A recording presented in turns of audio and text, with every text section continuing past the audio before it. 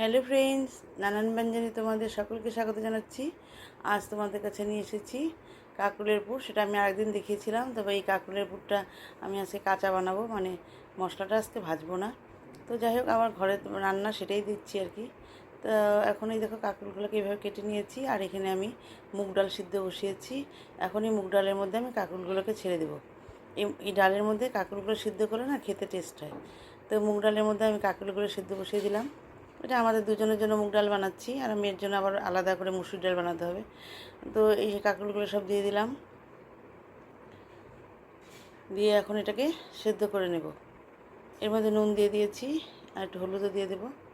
আর এদিকে একটু আমি আমের আচার বানাচ্ছি, আচার না মানে এমনি চাটনির মতো বানাচ্ছি। আর এগুলোর মধ্যে আমি হলুদ দিয়েছিলাম, একদম দেখো সেদ্ধ হয়ে গেছে। এখন ডালও সেদ্ধ হয়ে গেছে, কাঁকরোলও সেদ্ধ হয়ে গেছে। এখন আমি এটাকে নামিয়ে নিচ্ছি। এখন ডালের থেকে সব উঠিয়ে নেব। সব উঠিয়ে নিয়েছি। এখন এই ভিতরে পুরগুলোকে আমি বের করে নেব। কাঁকরোলের ভিতরে যে পুরটা, এটা বের করে নিয়েছি। আর বিচিগুলোকেও আমি, কাঁকরোলের পুরের যে বিচিগুলোকে আমি আলাদা করে বের করে নেব। আর এখানে আমি পোস্ত বেটে নিয়েছি। আর হচ্ছে এখানে ওই যে কাঁকরোলের পুরটা, আর দেখো এটা আলাদা করে নিয়েছি। পোস্ত আর কাঁচা লঙ্কা আর লবণ একসাথে বেটে নিয়েছি। আর কাঁকরোলের যে পুরটা সেটাও বেটে নিয়েছি। আর এর মধ্যে লবণ আর হলুদ দিয়ে দিলাম। এটা আজকে শুধু আমি পোস্ত দিয়ে বানাচ্ছি, সেই জন্য আমি আর আজকে ভাজিনি। এভাবে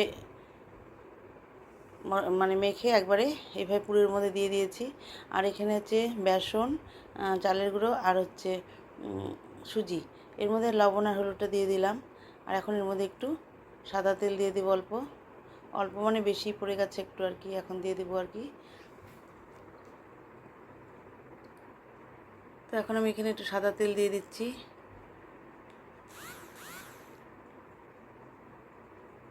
এই সাদা তেলটা দিয়ে দিয়েছি। আর এখন এর মধ্যে কালো জিরা একটু দিয়ে দিলাম। দিয়ে এখন এটাকে ভালো করে মাখিয়ে নিলাম। মাখিয়ে নিয়ে এখন এর মধ্যে একটু জল দিয়ে দিচ্ছি। জল দিয়ে এখন এটাকে ভালো করে মিশিয়ে নেব। দেখো এইভাবে মিশিয়ে নিয়েছি। আর এই যে মেয়ের জন্য একটু মুসুর ডাল, এটাকে সেদ্ধ বসাবো। এখন আমি একটা ছোট্ট প্যানের মধ্যে তেল দিয়েছি সর্ষার তেল দিয়েছি। আর এখন আমি এই যে কাঁকরোলের পুরটাকে এখন এইভাবে বেসনের মধ্যে ডুবিয়ে ডুবিয়ে ভেজে নেব। আগে আমি প্রথমে একটা দিয়ে দিচ্ছি, যেহেতু ভিতরে মশলাটা একটু কাঁচা আছে সেই জন্য আমি একটু ডিপ করে ভাজবো। তো এখন আমি এটার মধ্যে দেখো এভাবে দিয়ে দিলাম।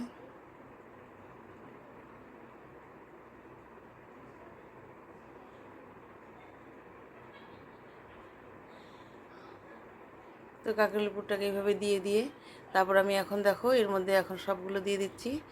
দুটো দিয়ে দিচ্ছি, মানে দুটো দুটো করে ভেজে নেব,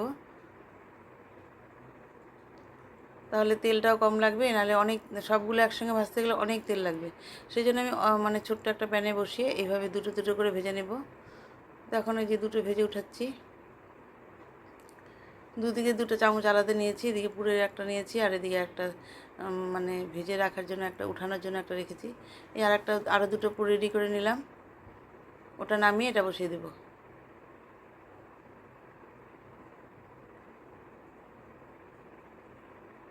তো এটা রেডি হয়ে গেল। এখন এই দুটোকে আমি এখন নামিয়ে নেব। দেখো আমি একটু মচমচা করে ভেজেছি। এখন আমি এটাকে নামিয়ে নিচ্ছি।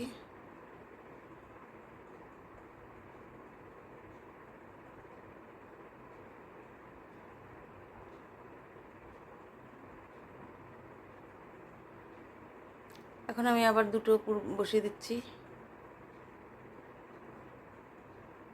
আমাদের ঘরে রান্না করলে না এরকম সবার আলাদা আলাদা রান্না করতে হয়, খুব মুশকিল হয়ে যায়। এই জন্য অনেক, মানে রান্না করতে করতে অনেক সময় লাগে। এর ওটা সেটা, মেয়ের মাংস, আমাদের মাছ, আমাদের মানে কি বলবো, ডালও দেখো দুইবার করতে হয়। এইরকম আর কি ঝামেলা, খাবে না, নাহলে খাবেই না। এই ডালটা সেদ্ধই খাবে, এইভাবে সেদ্ধ করবো, এই সেদ্ধটাই খাবে, কোনো মাছ খাবে না। তো এইভাবে আর কি রান্না করতে করতে দেরি হয়ে যায়।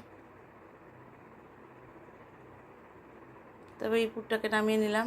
এখন আরও দুটো পুর আছে, এগুলোকে বসিয়ে দেবো।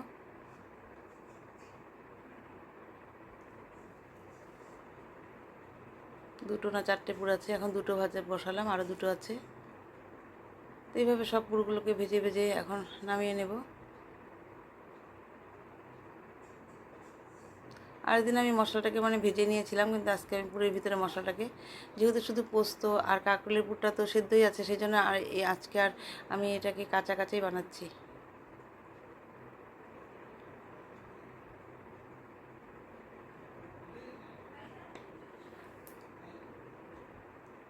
দেখো এইভাবে আমার ভাজা সব হয়ে গেল।